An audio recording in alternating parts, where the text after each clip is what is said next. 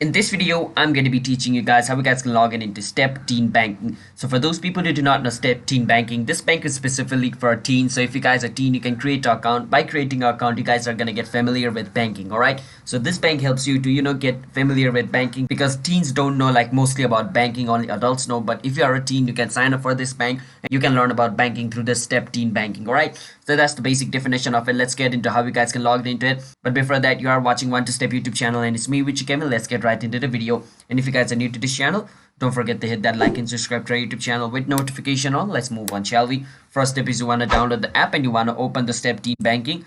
After you open the Step Teen Banking, you want to click on sign up or login over here. Once you click on it, it's going to ask you for your mobile number. You want to enter your mobile number over here. Once you enter your mobile number, do that, you just click on next and it's going to verify your phone number.